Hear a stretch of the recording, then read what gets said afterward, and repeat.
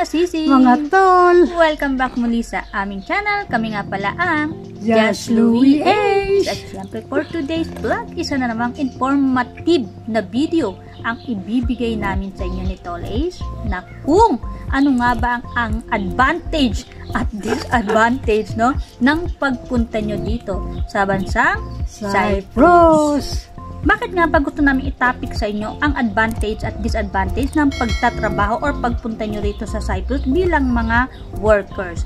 Dahil marami na po kasi ngayon talaga ang nagsasabi na naku, wag kayo pupunta sa Cyprus kasi ganito, ganyan. Okay, so bilang kami ay mga OFW dito sa Cyprus, di ba Tol Ace? Ibibigay po namin sa inyo kung ano nga ba ang mga dahilan, kung bakit nga ba marami ang mga nagchuchuchu ngayon na wag daw kayong pupunta sa Cyprus. Okay, so meron naman talaga mga kadahilanan actually. Okay, iisa-isahin namin sa inyo kung ano ba yung mga advantage muna tayo, Tol Ace. Sige, advantage. Diba? Sa advantage muna tayo. Okay, so unang-unang advantage ng pagpunta nyo po rito sa Cyprus ay, of course ha, Tol Ace, meron silang trabaho at salary. Okay, so bakit nga ba kayo pupunta sa Cyprus? Alangan namang magwendeng-wendeng lang, di ba, Tol Ace? Siyempre, pupunta kayo dito sa Cyprus para magtrabaho at magkaroon ng sahod every month. So, napakagandang advantage po niyan, di ba? Para naman talaga sa atin. At tayo ay nasa malayang bansa. Okay, Tol Ace, bakit mo nasabing tayo ay nasa malayang bansa para mas maintindihan ang mga gustong pumunta sa Cyprus? Siyempre, kaya nandito tayo kasi may freedom dito. Yes. Kahit saan ka, freedom. Saka malaya ka talaga. Every Sunday, lumalabas ka. Di ba?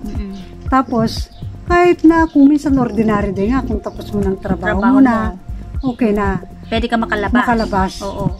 O, yun nga talagang importante. Parang makarelax ka. Maka-chill, maka-unwind. Oo, hindi ka gaya sa ibang bansa. Hindi ka pwedeng ganito. Oo, Tuli, sabihin ko nga sa'yo, ako nga for 6 years sa Saudi Arabia. Alam nyo mga sisi, never po ako nakapag-day off doon. At makakalabas lamang ako, kapag isasama ako ng anak ng amo ko, para akong buntot-buntot niya, ganyan. Nakakapasyal ka nga ng mall, pero meron ka namang kasamang amo. So, paano ka naman makakapili rin ng gusto mo, di ba? So, unlike po dito, pinapaliwanag po namin sa inyo na unlike po dito sa Cyprus, malayang-malaya kayo makakalabas every day of nyo. At yung iba po, kapag kasi meron po kami rito 9 days holiday. Ayan. At pwedeng-pwede po kayong palabasin ng inyong amo dahil kung hindi po kayo kailangan at kung hindi po kayo babayaran, of course na palalabasin po kayo. At kayo ay parang mga ibong malaya na lumilipad. Pero kung kailangan kayo naman, siyempre, babayaran kayo naman. Oo, babayaran naman kayo kung kailangan kayo ng inyong amo. Ayan. Pwede kayong magreklamo kung hindi kayo bayaran, di ba? Oo. Kasi nasa kontrata yan. Nasa kontrata po yan. Ayan. So, tayo ay may karapatan na magreklamo or mag-complain sa labor office. So, lahat tayo is merong karapatan dito. So, isa po yan sa mga advantage. Unlike po sa ibang bansa na talaga napakahigpit, parang takot ka na magreklamo kasi hindi mo alam, di ba? Kung ano ang gagawin sa inyo, maaring gawin sa inyo ng inyong mga amo. Saka dito, bawal manakit ang amo. Oo, bawal na bawal. Okay. Kasi, lalo na mga bata rin, kahit alaga mo, bawal din na manakit ka. Kaya maganda dito. Kasi wala pa naman akong nalaman na amo na nanakit dito sa totoo lang. Wala naman talaga amo na kasi bawal talaga. Napabalitang may sinaktan na amo, ay may sinaktan na katulong dito. Or ikaw mismo na nakit sa amo mo. Depende lang sa'yo kung gaano ka kamaldita. Ayan. So, kalimitan talaga. Pero, mostly naman dito is bungangaan lang. Bungangera lang sila. Pero siyempre, ang mga Pilipina, Tol, siyempre, lalaban. Kung karapatan mo, pwede ka pang lumaban dito. Kung meron kang dapat na ipaglaban. Ipaglaban mo. Pag may katwiran, ipaglaban mo, Tol. Wag kang tatahitahimik lang. So, yan yun naman yung sasabihin namin sa inyo. Pero kung yung amo nyo naman is napakakalma, napakabait, siguro, ganun din naman ang ipakita nyo sa inyong mga amo. Hindi naman yung pocket, diba, binabayaran tayo, nagtatrabaho ka, is para ka ng tigre sa inyong amo. Mahiya rin naman tayo. Yan din yung masasabi namin sa inyo. Okay, isa sa mga advantage, no, ay pwede nyong gawing stepping stone ang Cyprus. Di ba, Tol Ace? No. Dahil pwede po kayong mag-cross country. Dahil dito po ay pinapayagan naman ang ibang mga agency mula sa ibang bansa. Kagaya, Tol Ace, may bago ngayon, ha? No. Slovakia. Oh. Tol Ace, naku, ang dami ng mga Pilipina Saka na Greece. naglilipatan. Greece, ayan. So, napakaganda rin po ng mga sahod dyan. At saka, syempre, ang Poland ngayon is parang Oo nga. 50-50 ang Oo. Poland. So, Saka Malta. yan, ang Malta, saka Okay syempre, naman. Canada. Canada. Ayan. So, isa po yan. Anyway, kung halimbawa nag-cross country kayo, nakapunta na kayo ng Slovakia, no? After, kung meron na po kayong residence card, ayan, pwede na po kayong lumipat sa iba pang mga bansa, kagaya ng France, ng Belgium, no? Ano, di ba, yung mga basta part ng Europe. Ayan. So, napaganda po talaga. Kung halimbawa nandito kayo, is napaka-advantage talaga. Diba? Talaga naman. So, iyan din kung bakit na mas hinihikayat din namin na mas pumunta kayo dito sa Cyprus. Kumpara sa doon pa lang kayo sa Pilipinas, is mag-a-apply na po kayo ng Poland. Ako, meron po ako napanood niyan sa Rapid Tulpo in Action.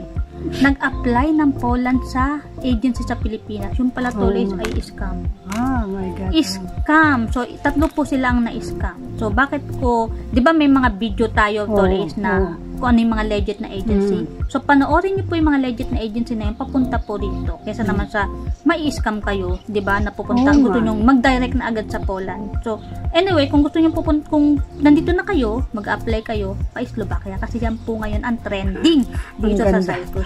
Slovakia.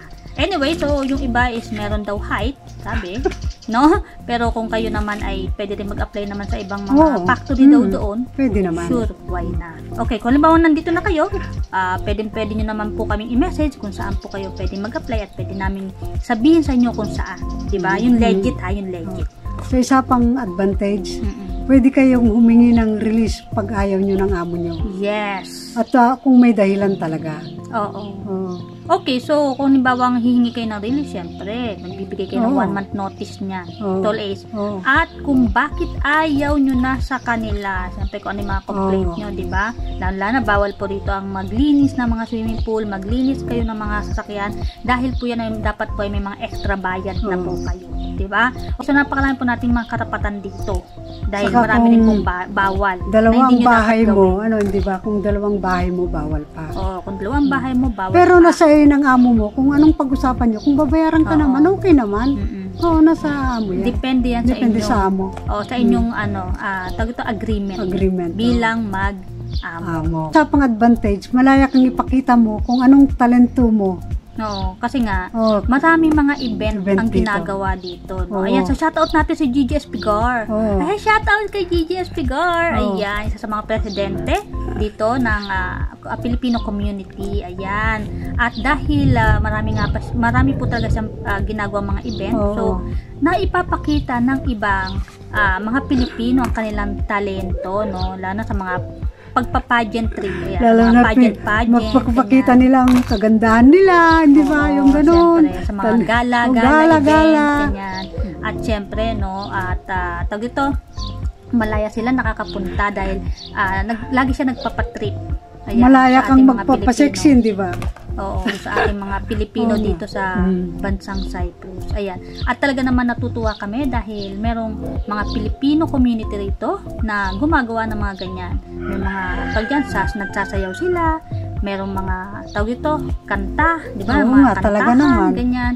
So talaga namang naipapakita ang mga talento ng bawat Pilipino. Dito maraming magagandang Pilipina. Talaga. Ay, syempre naman. Marami naman talaga mga Pilipino. At lahat naman tayo, maganda naman talaga. Maganda. Saka maraming matatalino na Pilipina talaga. Number 1 talagang Pilipina dito. Nagkataon lamang na tayo ay mga naging katulong.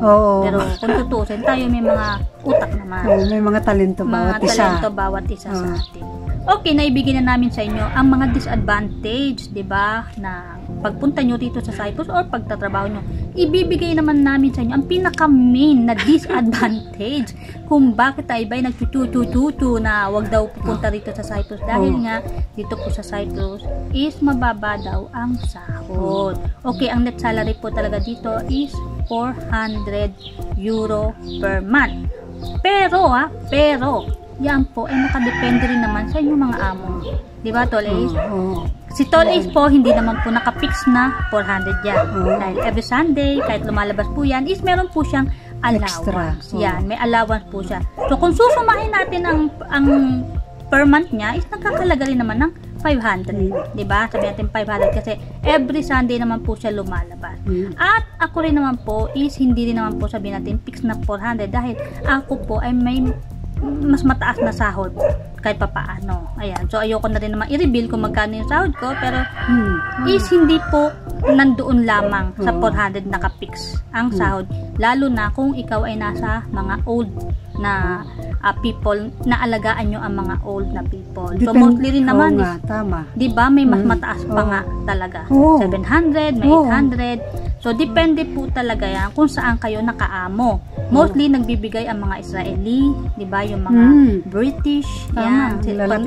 Malalaki po sila magbigay, hindi po 400, unlike po sa mga taga rito po talaga na Cypriot, yan. Mga... Pero, pwede rin pagtiyagaan. Okay, so depende na rin po sa inyo yan kung paano nyo hahawakan ang inyong mga salary. Ayan, kung sa 400 po ba na yun, talagang uubusin nyo ba talaga sa luho nyo? Okay, so may tatapik po natin next yan namin ni Tol Ace, no? Yung about sa ating mga sahod.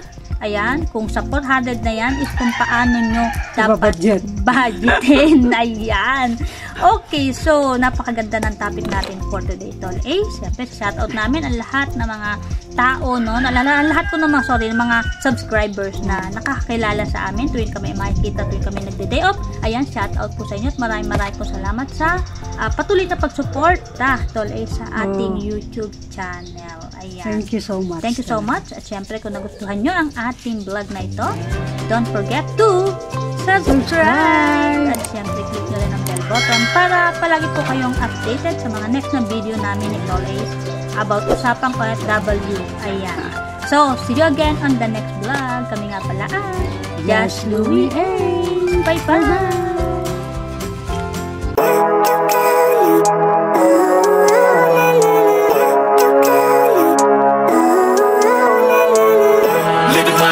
Every day, late at night, not okay. All I want, and I pray, all I need are some better days.